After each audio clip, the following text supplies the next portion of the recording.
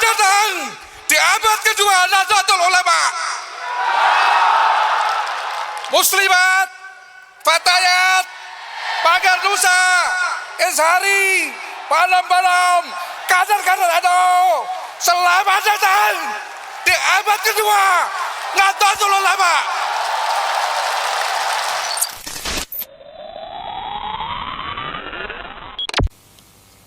Islam Nusantara yang hari ini dikembangkan oleh Nahdlatul Ulama dan ingin diperkenalkan ke seluruh pelosok dunia telah berhasil membawa suasana keislaman yang energinya menjadikan bangsa Indonesia yang terdiri dari ratusan suku, 1.400 suku bangsa atau 700 suku bangsa dengan 1.400 bahasa,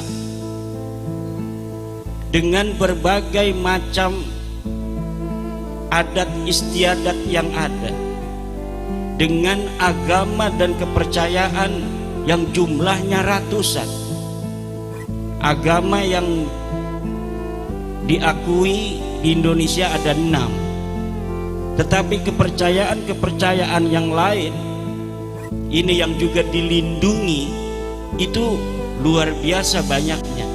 Dengan keragaman seperti itu dan kemayoritasan umat Islam yang ada di Indonesia yang mencapai 90%, ternyata keislaman di Indonesia telah terbukti dapat membawa Indonesia sampai saat ini dalam persatuannya, dalam kedamaiannya, dalam toleransinya, dalam saling hormat menghormati antara satu suku dengan yang lainnya, antara satu agama dengan agama lainnya.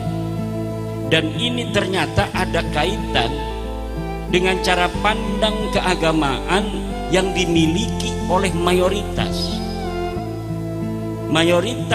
umat Islam Indonesia. Menurut Al-Para Riset sekarang ini telah mencapai 56% orang yang mengaku Islam di Indonesia ternyata mereka mengaku sebagai bagian dari Nahdlatul Ulama.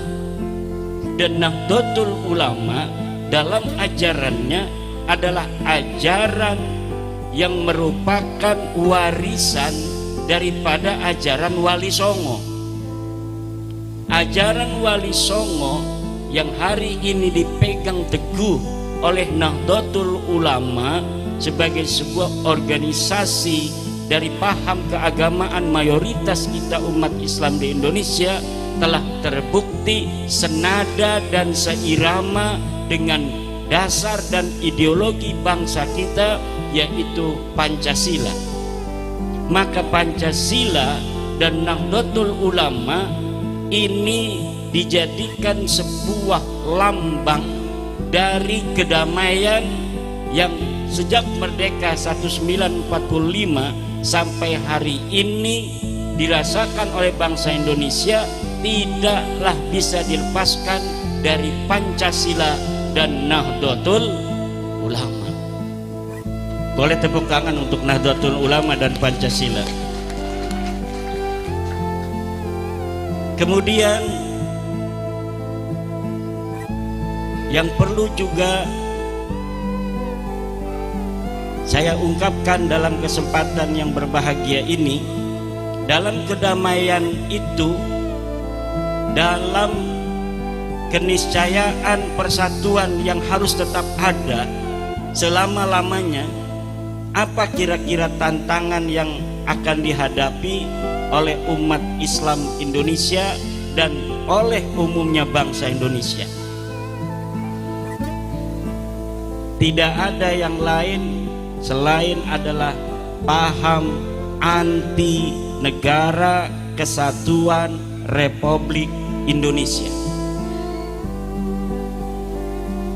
Pancasila dan Nahdlatul Ulama harus bekerja sama secara kontinu dan terus menerus sampai selama-lamanya untuk menjaga negara kesatuan Republik Indonesia. Komponen antara NU dan Pancasila ini tidak boleh dipisahkan. Pancasila yang pertama adalah ketuhanan yang Maha Esa, sama dengan NU. Yang kedua, kemanusiaan yang adil dan beradab. Ini yang ada kaitan dengan pembahasan kita malam hari ini. Kemanusiaan yang adil dan beradab. Apa artinya kemanusiaan yang adil dan beradab? Bagi Pancasila, semua bangsa Indonesia ini sama dari sisi kemanusiaan. Dia memiliki hak yang sama sebagai bangsa, dia memiliki kewajiban yang sama, dia memiliki penghormatan yang harus diterima yang sama dari negara, dia juga memiliki hak yang sama sebagai pribadi dalam kemanusiaannya yang telah dimuliakan oleh Allah Subhanahu wa ta'ala. Al-Quran mengatakan laqad karramna bani Adam, dan sungguh aku telah memuliakan manusia sesuai dengan kemanusiaan yang adil dan beradab. Nah, sekarang ini yang ada masalah adalah dengan cara pandang kita sebagai Nahdiyin. Cara pandang kita sebagai Nahdiyin dengan salah satu paham keagamaan menghormati orang yang mengaku keturunan baginda Nabi besar Muhammad sallallahu alaihi wasallam.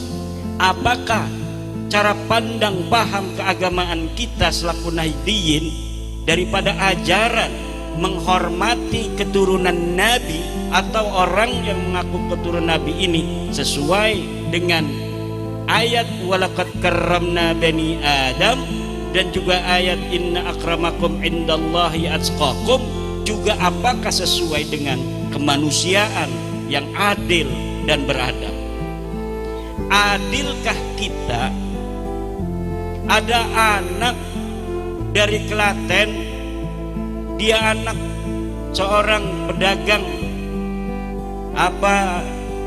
pedagang kecil, bapaknya bukan kiai, bapaknya bukan jenderal, bapaknya bukan raden, kemudian dia ini mesantren.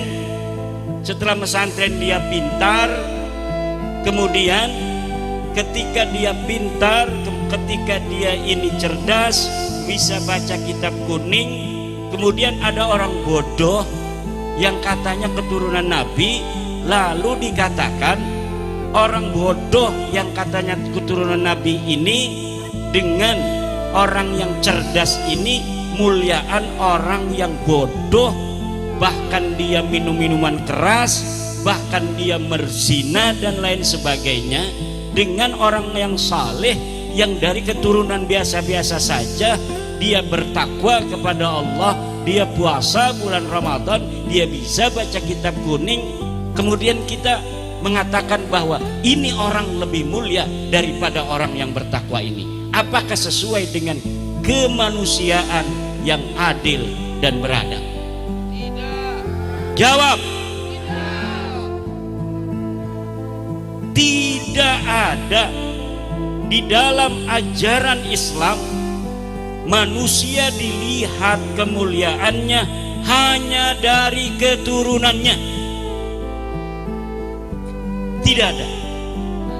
Lihat dari mulai alhamdulillahi rabbil alamin sampai wannas, adakah kekhususan bagi keturunan seseorang mendapatkan privilege dari agama Islam bahwa dia harus dihormati lebih walaupun dia berbuat kemaksiatan? Dia harus tetap disayangi walaupun dia berzina. Dia harus tetap dicintai walaupun dia tidak pernah sholat. Cari dari Al-Quran, mulai dari Al-Fatihah sampai surat An-Nas. Cari di dalam Sahih Al-Bukhari dari juz pertama halaman pertama sampai juz keempat halaman terakhir. Tidak ada kekhususan seseorang dimuliakan lebih dari yang lainnya hanya berdasar keturunannya, bukan hanya bertentangan dengan Al-Quran laqad karramna bani Adam, bertentangan dengan falsafah ideologi negara kita, kemanusiaan yang adil dan beradab. Lah kalau ini sudah bertentangan dengan Al-Quran, sudah bertentangan dengan Al-Hadis, bertentangan dengan falsafah bangsa Indonesia, ideologi negara Republik Indonesia, lalu berdasar apa kita masih mempertahankan narasi bahwa orang yang mengaku keturunan Nabi harus kita hormati lebih hanya berdasarkan pengakuannya? Nanti dulu, ngopi dulu. Itu kalau dia benar keturunan Nabi.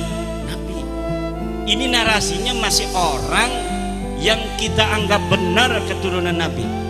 Orang yang masih kita anggap benar pun keturunan Nabi, cari dalilnya dari Al-Fatihah sampai An-Nas. Mana dalil Al-Quran yang menyuruh kita menghormati orang hanya berdasarkan keturunannya? Tidak ada, Pak. Tidak ada. Hadisnya, kita mengenal hadis Sahih Al-Bukhari, hadis yang paling sahih. Cari di Sahih Al-Bukhari dari juz awal sampai juz 4, hadis yang mana yang menyatakan bahwa seorang keturunan Nabi, walaupun dia maksiat, walaupun dia berzina, walaupun dia mabok, katanya harus dikasih beras, kata anaknya Taufik Segaf. Mana dalilnya? Mana hadisnya? Mana Al-Qur'annya? Bawa ke hadapan Kiai Nawawi. Ini saya moderatornya tua begini, jadi erok juga ini kesepuan di Nahdlatul Ulama Klaten. Masuknya Suriah ini. Wakil Suriah PCNU Klaten. Kadang-kadang kita mengikuti narasi-narasi, pas diverifikasi narasi itu sulit untuk dicari dalilnya. Wah, ada katanya di kitab Anu, karangan Syekh Anu. Coba kalimatnya bagaimana? Oh, kalimatnya wa yajibu ayyuhibba dzurriyyatan nabi. Coba istidlalnya dari mana? Beliau ini pengarang kitab, apakah menyertakan dalil dari Al-Qur'annya berkata begitu? Oh, enggak ada. Apakah menyertakan hadis ketika dia menyertakan itu? Oh, enggak ada. Berarti itu pendapat manusia, bisa diterima, bisa ditolak. Dan kebutuhan untuk Indonesia hari ini, ucapan-ucapan ulama seperti itu yang tidak ada istidlal dari Al-Quran dan hadisnya, untuk kebangsaan kita yang terdiri dari berbagai macam suku bangsa, terdiri dari berbagai macam latar belakang kemanusiaan, narasi-narasi semacam itu harus ditinjau ulang. Semua manusia dalam pandangan Islam sama. Siapa yang dia paling bertakwa, dialah orang yang paling mulia. Inna akramakum indallahi atqakum. Saya punya dalil Al-Quran. Anda mana yang mengatakan bahwa seorang turunan Nabi yang walaupun dia mabok, dia harus dihormati? Datangkan dalilnya. Hatu burhanakum in kuntum shadiqin. Tidak bakal dia bisa menemukan dalilnya kecuali hanya aha kualat nanti ente. Mana dalilnya? Nggak ada, Pak. Jangan mau dibohongi. Mana dalilnya seseorang harus dihormati karena dia keturunan Nabi walaupun dia mabok? Jangan mau dibohongi oleh penceramah-penceramah Balawi. Lihat itu di YouTube, ceramahnya tiap hari demikian. Jadi mereka sebelum bermaksiat, mereka bikin disclaimer dulu. Kalau ada dari kita yang bermaksiat, tetap wajib dihormati, jangan ikuti. Tapi zatnya ini ada darahnya Nabi, disclaimer itu Pak namanya. Itu masa lalu. Hari ini tidak akan lagi bangsa Majapahit akan mau dibodohi oleh orang-orang seperti mereka. Kalau kita ngomong Indonesia masih belum bisa, kita katakan kita bangsa Majapahit, agar mereka tahu bagaimana leluhur kita dulu menjadi penguasa di dunia ini.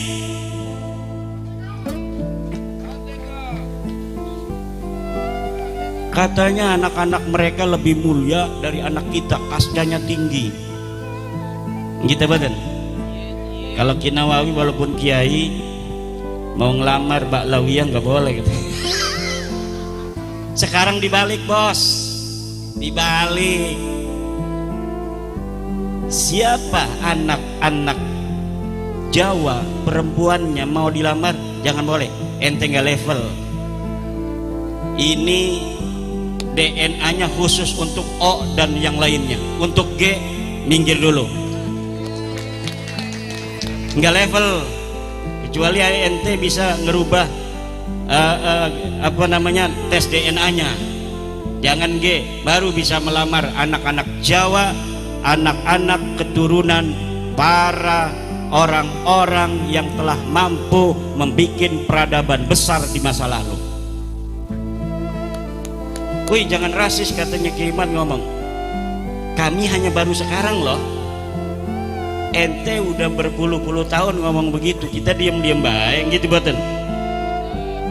Kok kita ngomong begitu sebentar aja udah pada kepelingan begitu? Wih, Anda menyakiti kami. Emang kita kagak sakit diomongin begitu? Gitu boten.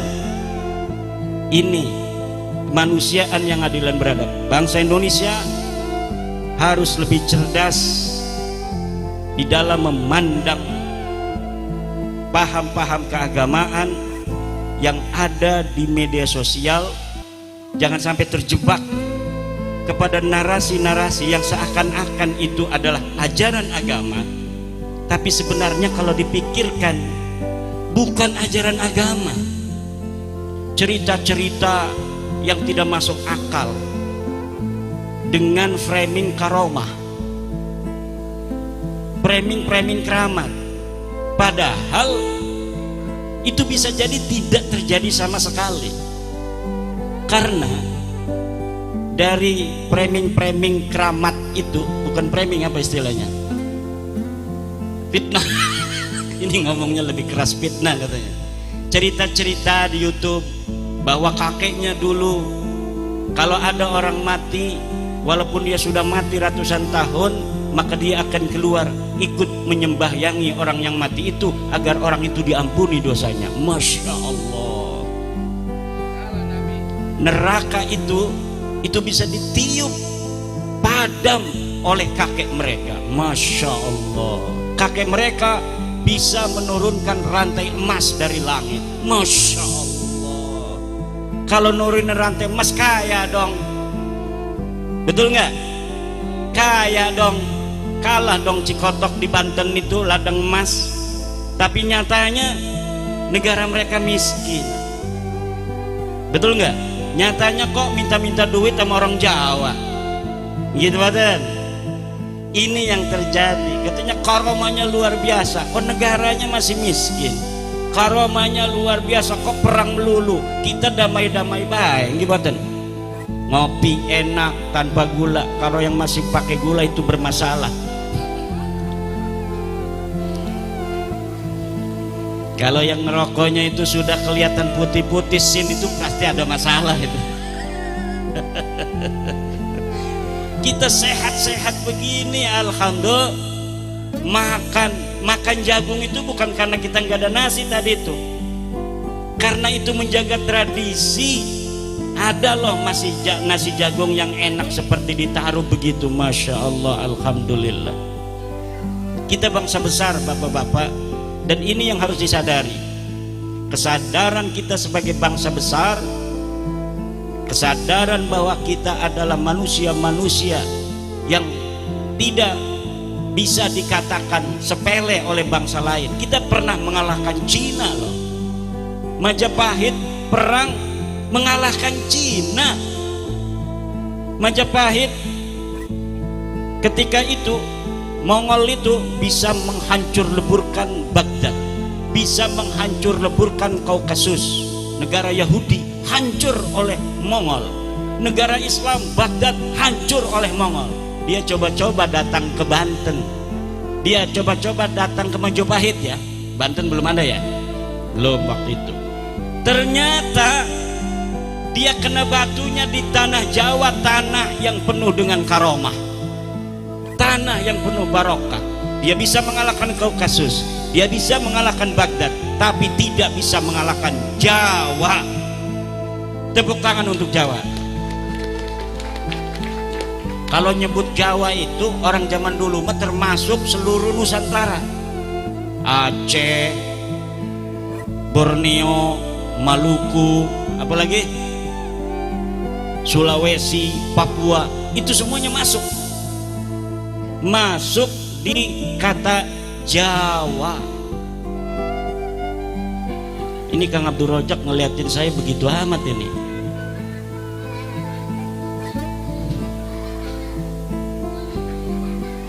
Bapak Ibu, nah lalu sekarang apakah benar itu orang-orang yang mengaku keturunan Nabi itu? Kalau tadi kan narasinya, walaupun benar keturunan Nabi, tidak ada ajaran kekhususan dari Al-Quran dan Al-Hadis. Kalau mereka turunan Nabi itu tidak saleh, wajib kita hormati. Tidak ada. Sekarang orang yang paling mengaku di Indonesia sebagai keturunan Nabi siapa? Siapa? Kabir. Benarkah dia keturunan Nabi? Dari sisi tes DNA sudah dikatakan tadi mustahil keturunan baginda Nabi besar Muhammad sallallahu alaihi wasallam. Dari sisi sejarah dan nasab saya sudah tuliskan dan panitia sudah membaginya. Nanti kita akan kembangkan dalam tanya jawab saja. Setuju? Karena kalau narasi di YouTube banyak bagaimana alasan-alasan, hujah-hujah ilmiah berdasarkan metode dan metodologi sejarah, berdasarkan metode dan metodologi daripada ilmu nasab, bahwa Ba'lawi ini yang dipanggil Kabib tidak terbukti sebagai keturunan baginda Nabi besar Muhammad sallallahu alaihi wasallam. Sedikit saja kisi-kisinya. Mereka mengaku sebagai turunan Nabi itu dari keturunan Ahmad bin Isa.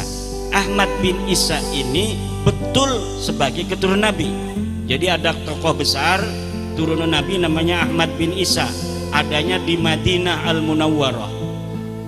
Lalu katanya Ahmad bin Isa ini datang ke Yaman. Karena kalau dia nggak ngomong datang ke Yaman bahasanya, maka bagaimana orang yang ada di Madinah kok bisa keturunan di Yaman kan? Maka harus ada narasi yang dibangun bahwa dia hijrah ke Yaman sehingga diberi gelar Al-Muhajir. Lalu di Yaman punya anak namanya Ubed, punya anak namanya Alwi. Tinggal tanya 3 pertanyaan saja. 1, mana kitab yang satu masa dengan Ahmad bin Isa atau yang paling dekat masanya dengan dirinya yang mengatakan bahwa Ahmad bin Isa pernah datang ke Yaman? Tidak ada. Sedangkan kitab yang ada pada saat Ahmad bin Isa hidup itu banyak ditulis oleh ulama.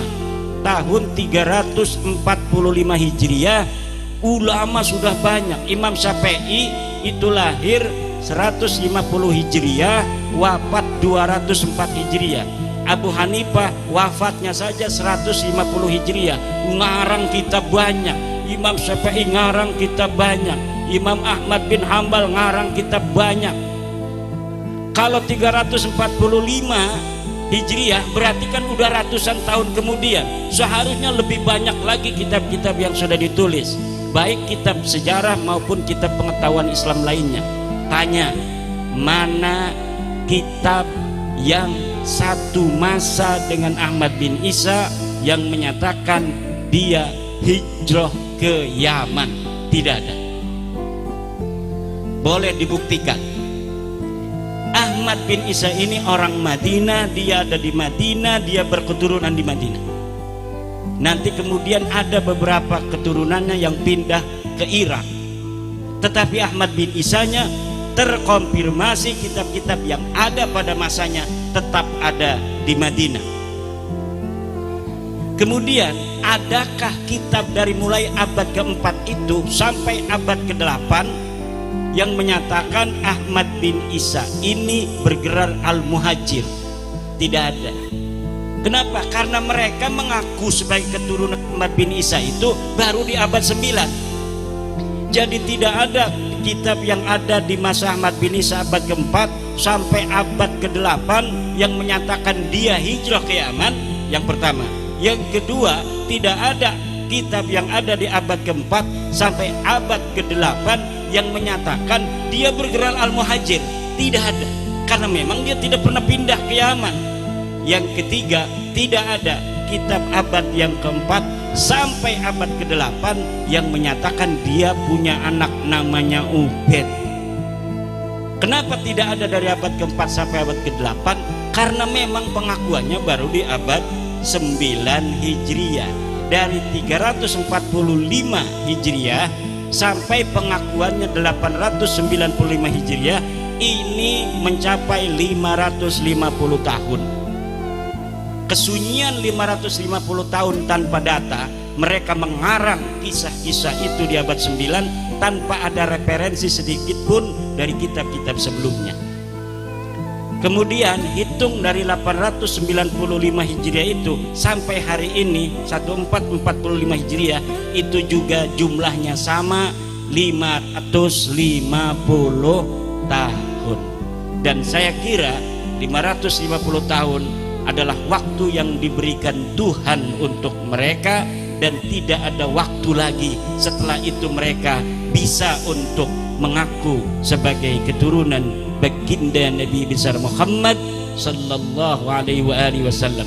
Ibnu Hajar Al-Haytami dalam kitab As-Sawa'iqul Mukhriqah mengatakan, "Yambaghi likulli ahadin ay yakuna lahu ghairatun fi hadan nasab asy-syarif wa dhabtih hatta la yantasiba ilaihi ahadun illa bihaqqih." Seharusnya, sekelatennya, sejogjanya semua orang mempunyai perhatian untuk nasabnya Nabi besar Muhammad sallallahu alaihi wasallam, sehingga tidak bisa orang sembarangan mengaku sebagai keturunan baginda Nabi besar Muhammad sallallahu alaihi wasallam. Itu ucapan dari Ibnu Hajar Al-Haytami dalam kitab As-Sawa'iqul Mukhriqah. Apa yang kita lakukan ini adalah dalam rangka tanzihu nasabi sayyidina Muhammadin sallallahu alaihi wasallam minad dukhala'il ad'iya, adalah mensucikan nasabnya baginda Nabi besar Muhammad SAW dari penyusup dan pengaku-ngaku. Demikian, wallahu huwal muwaffiqu ila aqwami thariqin. Wassalamualaikum warahmatullahi wabarakatuh. Aman dununge rasa kandayen iman, sabar narimo najan pas-pasan, kabeh kinapdir saking pamit.